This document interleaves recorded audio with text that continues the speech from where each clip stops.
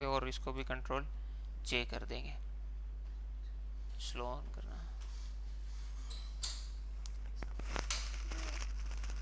यार। एडिडास का S custom था लेकिन उसकी ट्रेसिंग पेन टूल से की थी, लेकिन सही से नहीं बन रहा था। एस प्लीज़ काइंडली बता देंगे।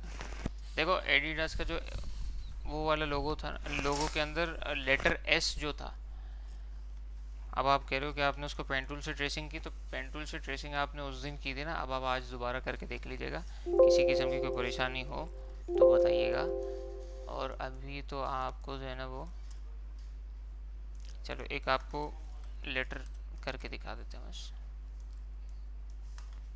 सही क्या तरीका है कि ऑब्जेक्ट को पकड़ के ओपेसिटी कम की, ऑब्जेक्ट को लॉक किया और अब ट्रेसिंग शुरू कर देंगे। ठीक है,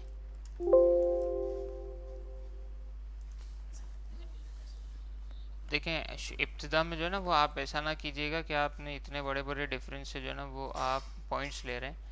अगर इतने बड़े बड़े डिफरेंस से आप पॉइंट्स ले रहे हैं ना तो आपको परेशानी होगी। आप क्या करें, छोटे छोटे डिफरेंस से पॉइंट्स ले लें। आप क्लिक एंड ड्रैग करें। अब एक ने ये भी पूछा था कि सर क्लिक एंड ड्रैग क्या होता है, तो भाई क्लिक एंड ड्रैग ये होता है कि जब आप माउस के बटन को प्रेस करो और आगे माउस को, इसको क्या घसीटो कहीं कहीं, जब आप माउस का घसीटोगे ना तो सेट हो जाएगा। इसको कहते हैं क्लिक एंड ड्रैग। ठीक है,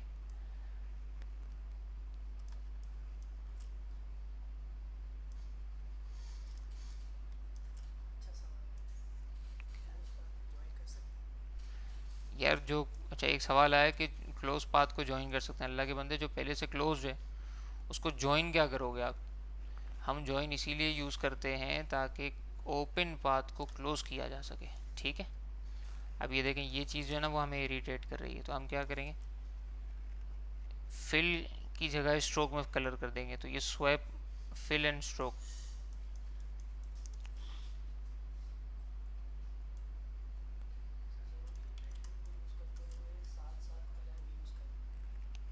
नहीं करो भाई। पेन टूल को यूज़ करते करते साथ साथ कलर नहीं यूज़ करो, कोई मसला थोड़ी। ये तो आप लोगों की आसानी के लिए बता रहा हूँ। अब ये टेंजेंट हैंडल बहुत बड़ा हो गया। अगर मैं यहाँ पर आकर क्लिक करता हूँ ना तो ये देखें इस तरीके से होगा। तो इस वक्त इस टेंजेंट हैंडल को छोटा करना है तो हम कंट्रोल दबाएंगे और इसको क्लिक करके थोड़ा सा अंदर ले आएंगे और अब इधर क्लिक कर लेंगे तो ये सेट हो जाएगा। कम डिफरेंस से ख़राब हो रहा है तो कोई मसला नहीं है भाई। से हाथ ये इसको आप पेन टूल ये चीज़ है कि आप इसको जितना प्रैक्टिस करोगे ना वो मज़ीद उतनी सेट हो जाएगी आपके हाथों पर इंशाल्लाह ताला। अच्छा फिर खाली ये मसला नहीं है कि जो है ना वो पेन टूल आप चलाते रहो। एक और मसला ये भी होता है कि ऐसी जगह पर माउस मौजूद है कि जो बहुत ज़्यादा रफ सरफेस है, तो आपके पास तो वो थोड़ा सा ये भी इशू करता है। फिर उसके बाद आपके हाथ में फ़्लो कैसा है ये भी इशू करता है। ठीक है, तो ये इस तरह से हो जाएगा। मज़ीद आप इसी तरह से इसको ट्रेस कर लें तो ये कंप्लीट एज जो है ना वो ट्रेस हो जाएगा। इसको क्लोज पाथ करेंगे ताकि इसके अंदर फिर कलर फिल कर सके।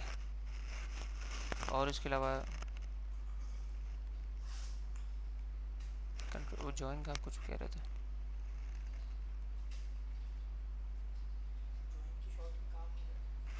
ज्वाइन की शॉर्ट की काम नहीं कर रही, दो वजह हो सकती। या तो आपका कीबोर्ड जो है किसी और लैंग्वेज में सेलेक्ट होगा। दूसरी चीज़ ये कि आपकी कंट्रोल प्लस जे वाली जो है ना वो कंट्रोल की ख़राब होगी, तो आप दूसरी कंट्रोल की को यूज़ करके देख लो, इंशाल्लाह ताला हो जाएगा।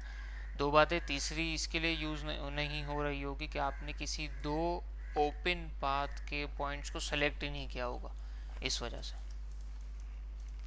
सही है। और इसके अलावा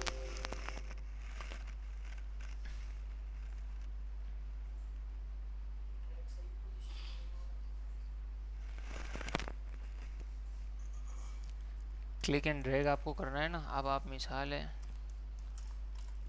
आपने फर्स्ट क्लिक किया और उसके बाद दूसरी जगह क्लिक एंड ड्रैग कर रहे हैं, तो शिफ्ट आपको नहीं दबाना है। आप शिफ्ट दबाओगे ना तो वो अपने हिसाब से भी पॉइंट लेगा। अब मैंने ये वाला जो पॉइंट था ना शिफ्ट दबा के लिया, तो ये 45 एंगल वाली 45 एंगल पे इसने पॉइंट लिया। यहाँ पर मैं क्लिक कर रहा हूँ, ये यहाँ पर ले रहा है, क्यों? क्योंकि शिफ्ट दबाया हुआ है। शिफ्ट नहीं दबाना आपने, सही तरह से और सही जगह पर उसके नए पॉइंट्स आएंगे।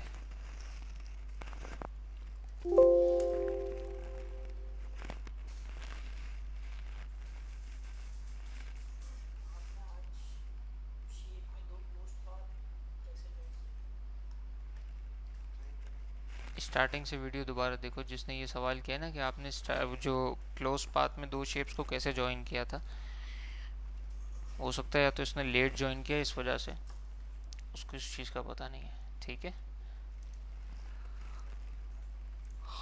रिफ्लेक्ट टूल बता दिया है, रिफ्लेक्ट टूल दोबारा बता देते हैं।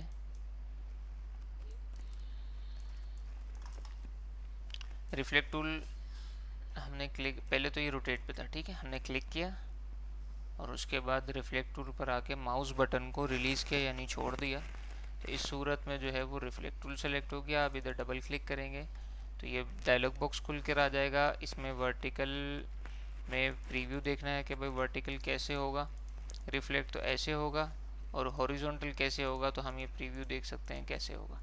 हमने वर्टिकल, अच्छा, अब अगर आप चाह रहे हो कि किसी प्रॉपर एंगल के हिसाब से आपको करना है तो वो यहाँ से भी आप सेलेक्ट कर सकते हो। ठीक है, और लेकिन हम चाह रहे हैं कि वर्टिकल में करना है। फिर उसके बाद ओके करेंगे ना तो इसी ऑब्जेक्ट को वो चेंज कर देगा। हालांकि हमें ओके नहीं करना है, हमें कॉपी करना है, तो दूसरी वो कॉपी लेगा। यहाँ पर आने के बाद दो पॉइंट्स को हमने जो है वो click and drag control join किया क्लिक करके, तो ये आपके पास जो है ना वो ऑब्जेक्ट कंप्लीट हो गया। ठीक है, किसी भी ऑब्जेक्ट को रिमूव करने के लिए पकड़ के ऑब्जेक्ट को क्लिक करेंगे और उसके बाद डिलीट का बटन प्रेस करेंगे।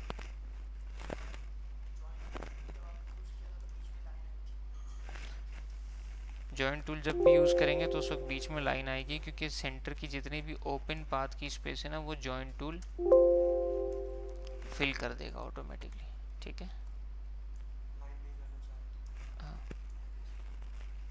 ठीक है, ये सेंटर की स्पेसिंग है, हमने दोनों पॉइंट्स को पकड़ा, कंट्रोल जे कर दिया, तो ये सेंटर की स्पेसिंग को कंप्लीट ख़त्म कर देगा। लेकिन अगर हम ये चाह रहे हैं कि इसको साथ में रखें और उसके बाद दोनों को पकड़ें, तो फिर कंट्रोल जे करने की सूरत में सेंटर की स्पेसिंग नहीं देगा, क्योंकि बीच में आपके पास जगह ही नहीं है, तो सेंटर में वो सूरत में लाइन नहीं देगा। पेन टूल के अंदर के मज़ीद ऑप्शन, पेन टूल पर क्लिक रखें, उसके बाद add anchor point tool, delete anchor point tool और कन्वर्ट एंकर पॉइंट टूल। आपके लिए मैग्नीफायर खोल देते हैं, एक नज़र आप जो है ना वो पेन टूल को देखें। Pen tool, add anchor point tool, delete anchor point tool, convert anchor point tool.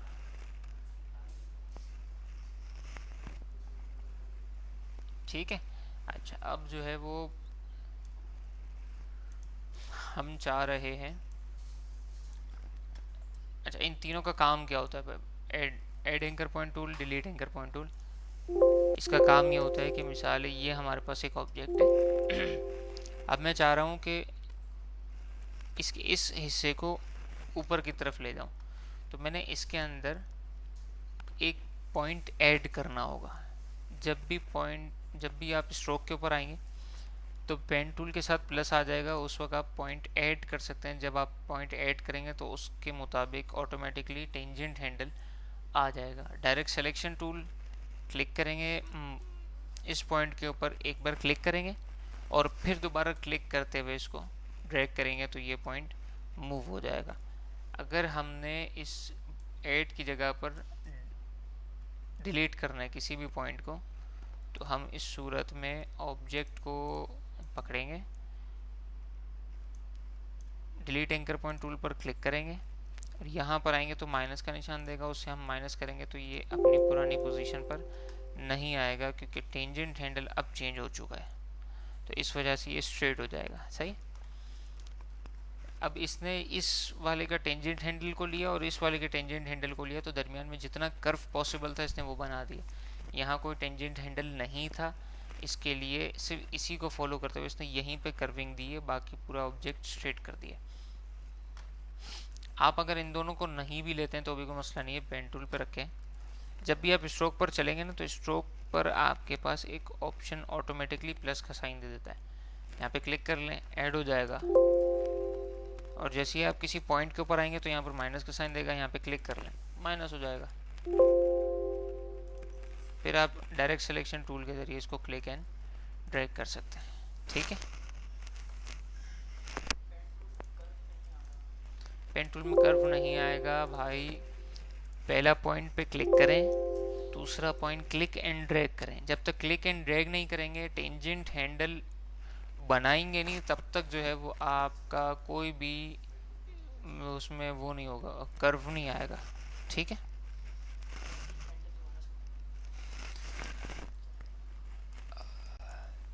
ये रहे आपके टेंजेंट हैंडल दोनों। अब आपने राइट डायरेक्ट सिलेक्शन टूल किया, क्लिक और क्लिक एंड ड्रैग कर रहे हैं, तो आपकी जो सर्कुलर फॉर्म है ना, उसको चेंज करने के लिए ये काम आता है। ठीक है, अब मिसाल है आप कहते हो कि भाई मुझे एक टेंजेंट हैंडल को चेंज करना है, तो फिर आप पेन टूल में आके कन्वर्ट एंकर पॉइंट टूल पे क्लिक करेंगे और एक को चेंज कर सकेंगे। ठीक है, ये आपका है टेंजेंट हैंडल को यूज़ करने का तरीका। अच्छा, एक सवाल आया कि डायरेक्ट सिलेक्शन टूल और पेन टूल में क्या फ़र्क है भाई। डायरेक्ट सिलेक्शन टूल जो है ना, वो किसी भी ऑब्जेक्ट के पॉइंट्स को मूव करने के लिए होता है, और पेन टूल कस्टम शेप को ड्रॉ करने के लिए होता है। सही है। इसके अलावा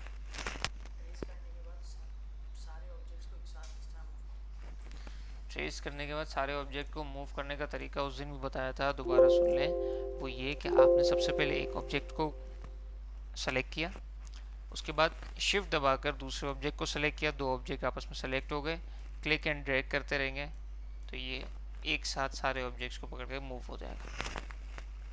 और